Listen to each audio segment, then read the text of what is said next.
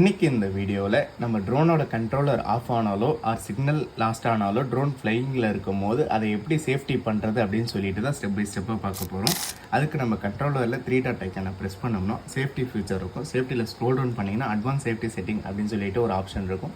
அதை நீங்கள் டேப் பண்ணும்போது சிக்னல் லாஸ்ட் அப்படின்னு சொல்லிட்டு ஃபஸ்ட்லேயே இருக்கும். இதில் வந்து பார்த்தீங்கன்னா நமக்கு 3 கொடுத்துருப்பாங்க, ஆர்டிஹெச், டிசன், ஹோவர் அப்படின்னு சொல்லிட்டு.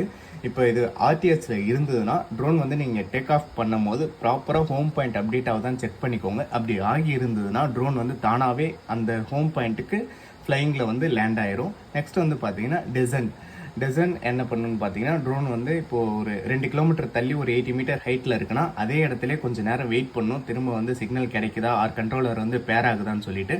அப்படி ஆகாதுன்ற பட்சத்தில் ட்ரோன் வந்து அங்கேயே லேண்ட் ஆயிரும். அடுத்து வந்து பார்த்தீங்கன்னா ஹோவர் என்னன்னு பண்ணுன்னு பார்த்தீங்கன்னா அதே 2 கிலோமீட்டர் ஹைட்டில் ட்ரோன் பறந்துட்டு இருக்கும்போது பேட்டரி காலியாக 20 நிமிஷம் இருக்குன்னா அந்த 20 நிமிஷமுமே அதே இடத்துல தான் பறந்துகிட்டு இருக்கும். அகெயின் எப்போ சிக்னல் கிடைக்குதோ அந்த டைமில் வந்து நமக்கு திரும்ப பேர் ஆகிட்டு நீங்கள் யூஸ் பண்ணிக்கலாம். அப்படி இல்லைன்ற பட்சத்தில் பேட்டரி ஃபுல்லாக காலியாகுதுன்னா அங்கேயே வந்து லேண்ட் ஆயிரும். அண்ட் அடுத்து வந்து பார்த்தீங்கன்னா ரிட்டர்ன் டு ஹோமோட ஹைட் வந்து எப்பயுமே ப்ராப்பராக இருக்கான்னு செக் பண்ணிக்கோங்க. அபோவ் 60 மீட்டர்ஸ் வச்சிங்கன்னா ட்ரோன் வந்து எதுலேயுமே இடிக்காமல் ஹோம் பாயிண்ட்டை வந்து தேடி வந்து கரெக்டாக லேண்ட் ஆயிரும்.